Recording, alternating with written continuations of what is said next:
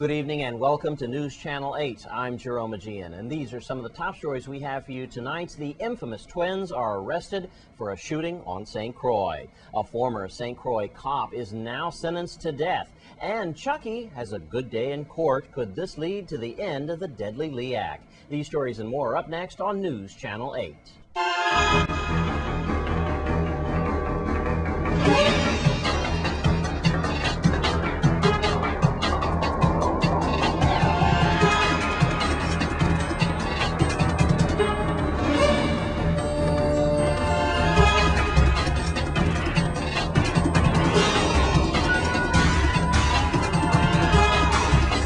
In our top story tonight, a set of twins have been arrested for a shooting that nearly killed a victim. News Channel 8's Wes Small files this report. Thanks a lot, Jerome.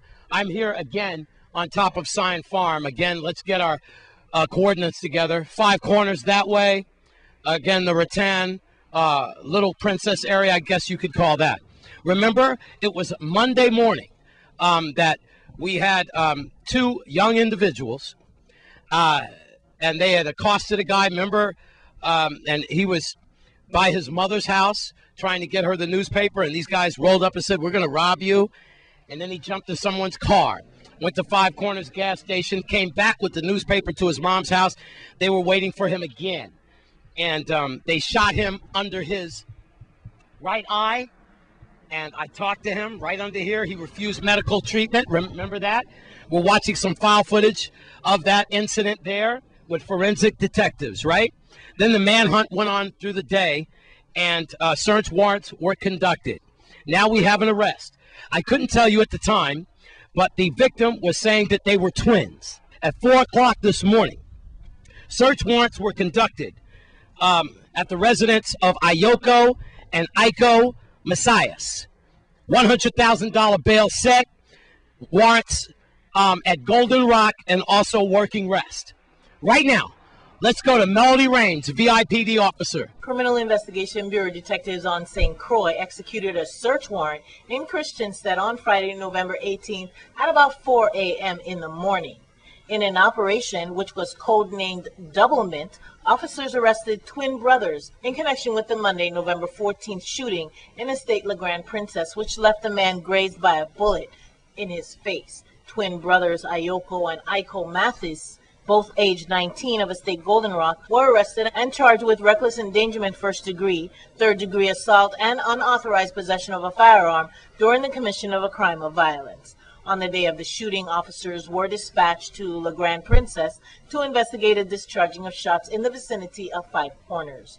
When police arrived on the scene, they encountered a victim who said unknown individuals, who were later identified as the Matthias brothers, were in a black Cherokee and fired shots at him while he was walking in the yard of his home.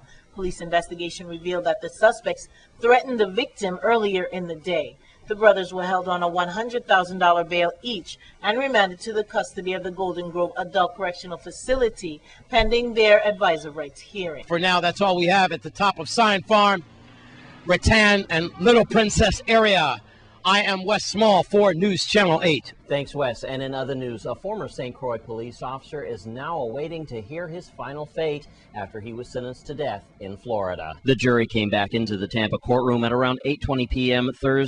yesterday, recommending that 36-year-old Crucian Umberto Delgado Jr. be sentenced to death. The vote was 8-4 in favor of the death penalty. Umberto Delgado Jr. was convicted on Tuesday, November the 15th, in the murder of Tampa Police Captain Mike Roberts. Jurors listened to the emotional testimony Thursday afternoon from Roberts' wife and sister before heading into the deliberation room to agree on a recommended sentence. Cindy Roberts talked about the night she learned that her husband had been killed. The judge will have the final say on whether Delgado is sentenced to death, but Roberts told reporters outside the courtroom that the jury handed down the decision that she had hoped for. Well, Senator Chucky Hansen had a good day in court as she continues to wage a one-senator war against the deadly LEAC. News Channel 8's Wes Small has the story. Well, Senator, you're smiling, and it looks like you and your attorney and everything. It looks like that you guys are, y'all are getting somewhere. Please tell the people what they can expect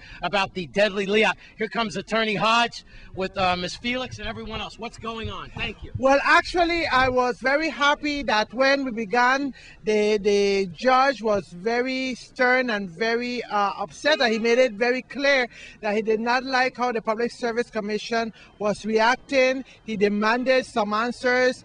He did not have the certified copies of the transcripts that was to be submitted into court. And that was nothing new. That's the way they act, because they always have something to hide. It is not convenient for them to submit the proper information to the public. That's why we're here today, because I myself had problems, and the judge expressed his annoyance today with the Public Service Commission for not having the proper documentation, the official transcript before the court. There's a series of things that took place. We don't have time to go through all of it, but certainly I could tell you this. We will continue on December the 8th at 1:30. That's right. And the judge said enough is enough. He has given the Public Service Commission until Wednesday, this Wednesday coming, to submit the certified copies of the transcript. Well, I believe that they don't, they're going to have some serious problems. Wow, so things are looking a lot brighter for the people's side. Boy, you're under a lot of pressure, and you were asked to go back and do your homework, Attorney Hodge. Remember, you didn't even have time for an interview, but now you're smiling. Now you can tell us, are things looking better for you, sir? Oh, things are looking pretty well. As a matter of fact, as the court felt we didn't have any issues, the court could have summarily dismissed the matter right now.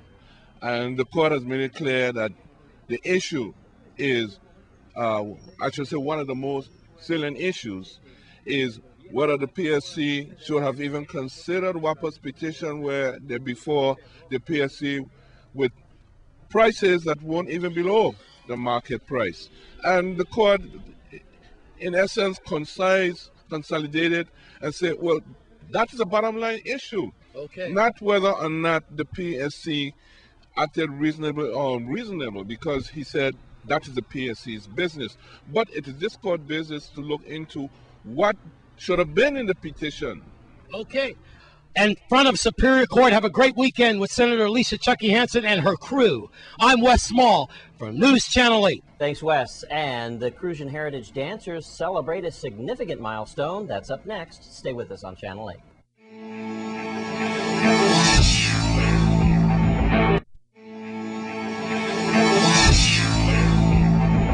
The Crucian Heritage Dancers are having a huge celebration this weekend. Here's Wes. Jerome, once again, thank God it's Friday, and I am with a world-famous quadrille caller. He goes way back. We're talking about heritage culture of St. Croix, cruising style, Mr. Bradley Christian, and also flanked by another one, a famous person in this business, Miss Henry, and we're going to be talking to them, and these beautiful cultural dolls that we have here. Please explain how the Heritage Dancers are reaching a milestone. I believe 30 years? 30 years, that's correct. It's an honor, sir, and a tribute for this reporter to be talking to you. Please explain about tomorrow, 7:30 at Botanical Gardens, what people can expect from the famous, world-famous St. Croix Heritage Dancers. They performed for presidents. That's correct. Thank you, Wes. Yes. Tomorrow, the St. Croix Heritage Dancers will be celebrating our 30th anniversary. Yes, sir.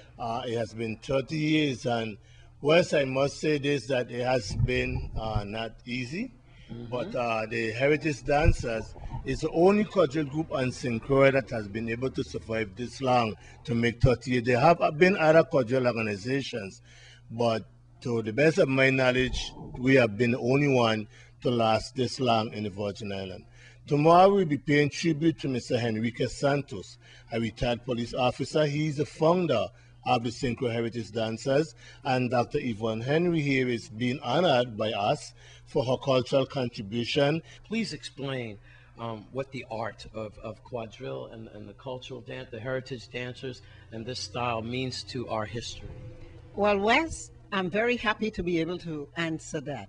Number one, the art form of quadrille came down to us from our ancestors over the years. And what the St. Croix Heritage Dancers are doing, we are preserving that art. so that future generations will be able to know what went down long before they came here, and we want to keep that art alive. Now, West, on your left, when you look at the dolls, you are going to see some of the head ties that our ancestors used to use, that style. The only exception is that today we have decorated those head ties. This is one of the things that each guest will receive when they come to the ball tomorrow night. In this little bottle you see here, West, you have a piece of old-time black cake. Really. And West, we also have a piece of our candy, de la Senja. And let me tell you, when they taste it, they're going to ask for more. Keep your heritage true. Truly Crucian. I'm Wes Small for News Channel 8. Thanks, Wes, and we want to thank Mr. Christian and Miss Henry for that important history lesson tonight. And the drama students at Good Hope School will feature Wait Until Dark this weekend. News Channel 8's Wes Small is all over this one. Thanks a lot, Jerome. I know that you're a fellow actor. That's right. Rumors are out that I am auditioning for a certain play coming up, but now I'm at Good Hope once again. A fantastic school. The director to my right is Ned Washburn, and the leading actor of Wait Until Dark is, excuse me for forgetting, Henry Mark, and he plays the villain, Harry Rote. He just shook my hand and it's still aching. This should be very interesting, Ned. You got one more, well, tonight, and then of course tomorrow night at 8 p.m. both nights. Yeah, tell me about Wait Until Dark, and as we stand here with your leading actor there. Well, we've done farces here, we've done comedies, we've done melodramas, but we've never tried to do a suspense thriller at the Good Hope School. And it's a little out of the ordinary for a high school cast to take on that challenge. The central question for me as a director was, can I scare people with a high school cast, really scare them? That's the question I posed to myself, and the answer we'll know tonight and tomorrow, and I think we succeeded. Well, we're going to get into that. Tell us a little more about your season and what we can expect. By the way, coming up, they have a spring musical called Hairspray involving all the levels of education. But this is a high school play. And what is it rated there? Well, we decided to rate it PG-13. We do have some knives that come out and some spooky music. Yeah. We tried a little bit of blood. Doesn't quite show up under the lights. So don't give out too much. Well, I don't think it's that scary, but for the little kids. But they, PG-13. Use your discretion. Yeah. Then. All right. What time is it tonight? It's 8 p.m. and if you want to come for a little dinner before, you can come at 7. That's wonderful. So tonight you've still got a few minutes to check it out, and then tomorrow you've got all the time, and it's tomorrow 8 o'clock as well. 8 o'clock as well tomorrow. All right. Now let's talk to the villain who portrays Harry Rote, and Alan Arkin. He really portrayed it well. But let me ask you: did you ever see the movie Wait Until Dark? I did not see the movie Wait Until Dark. Yeah. Well, what a great play it was as well. Did you read the novel or anything? How'd you get into this? My English teacher, Mr. Washburn, our director, asked me if I would be interested in doing the fall production, and I told him why not. So I auditioned and I got the part. Wonderful. Now, is this your first play? This is my first play. Wow. Well, you seem like you handled it well. And you've got some piercing eyes, man. I tell you, you got me frightened already, bro. I try to do my best. I worked hard. Yeah. And hopefully I can give a true fright to the audience. At the Good Hope School. Thank God it's Friday. Wait Until Dark. I'm Wes Small for News Channel 8. Thanks, Wes, and I'll be looking forward to a great show at the Good Hope School this weekend. St. Kitts and Nevis will be celebrating their birthday in a big way. News Channel 8's Wes Small is dancing all over the story with world-famous dancers from St. Kitts. Thanks a lot, Jerome, and thank God it's Friday, my son. We're here at Henry Rosen Airport with the Ocolo Tegramentine Arts Theater. I could do it. I got it. It's St. Kitts and Nevis, 28th anniversary, 28th birthday. And I'm here with the drummers. They got here first, and they were ready. And then they're all here. Miss Blackman, I understand they got a surprise for her. And we have the St. Kitts and Nevis representation here. And I just want to welcome the Ocolo Dance Troupe from the bottom of my heart. Y'all, I've heard nothing but fantastic things about you. Look at them. They're just beaming. All right, and it's tomorrow night, 7 o'clock at UVI Great Hall campus on St. Croix. Warner Rivera, quickly, we don't have a lot of time. What is this about? And it's just going to be a fantastic event. Fantastic event. It's 20th anniversary. I look forward to thank you back dancers are just here just for tomorrow, and they're actually leaving on Sunday. So you just got to be there. Plus, the fact we have some more prizes given out that day then as well too. So we're looking forward to have a big raffle. That's right. Yes. A 1 week in Orlando, Florida, or we can leave is fully paid for. So you got to be there. Who do I have here? The lovely Tiffany Richards. Tiffany Richards. And Yes. how long have you've been dancing with the group here? I've been with the group for 12 years. And how long has the group been in existence? 38 years. 38 years. Yes. So they got St. Kitts beat by 10. Wow. Y'all were born before the country. Okay. Mr. Rivera, I believe you have something to say about Miss Blackman. Is that it? Yeah, or? she has to be one of our honorees tomorrow night. We're going to be talking about her. She is a special fish lady from St. Kitts and Nevis.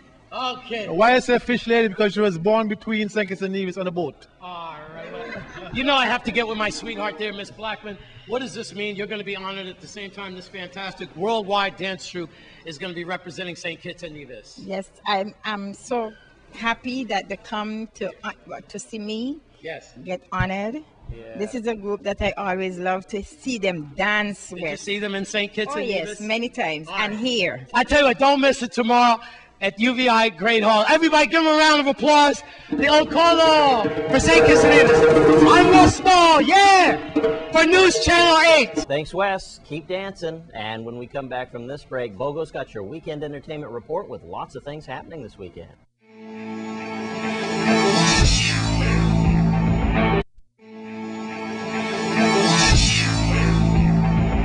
Find out the latest activities happening this weekend with Bogo and your entertainment report.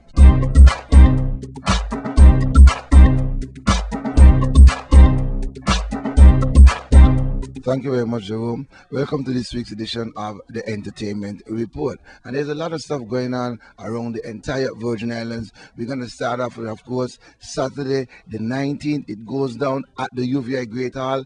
It's all about the St. Kitts Nevis St. Croix chapter of the association. They presents to you the 28th anniversary of St. Kitts Independence Banquet.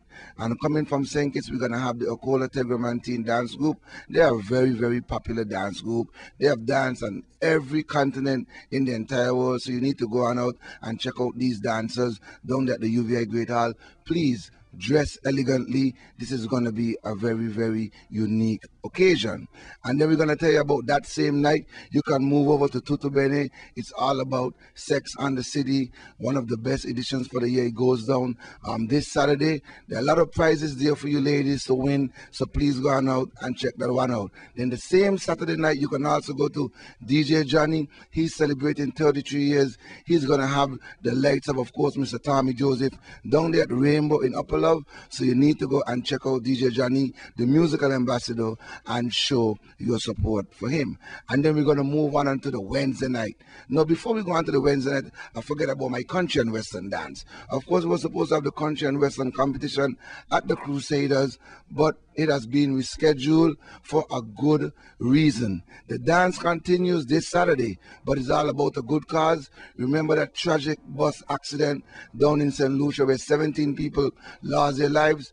Well, one of the players from the Hellenite soccer team, his sister died in that accident along with her husband and her children. So of course we are doing a fundraising country and western dance. That's this Saturday at Crusaders and also this Sunday at the Frontline nightclub. So you need to go and check it out. And the competition for the $500, which I will be taking part in, December 10th. Mark the date down and try to come and get the money from me. Yeah, I will have on my broad hat along with West Smalls. And then we're going to move on to Wednesday night. It goes on, of course, at Gertrude's. This is what you've been waiting for.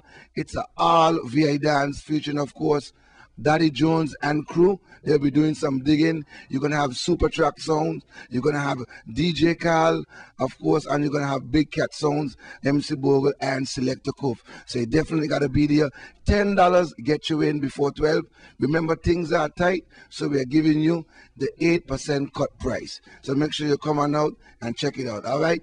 And then the Thursday night, definitely, at the Penthouse Rooftop, it's all about Soca Madness, featuring Pumpa and the unit band, and of course all the way from Sugar City. You have been asking for them. It's the one and only New Vibes, the Sugar Band. They're coming back to St. Croix, and of course you're going to have Trinity Crew. DJ Carl also is going to be there, so you definitely want to be there. That night it's brought to you by, of course, Real Entertainment and Vitamalt. And then of course on the weekend, the Saturday night, it's Club 103.5 at the Penthouse Rooftop. And also, if you feel like taking a trip next weekend, the place to be is on Tortola.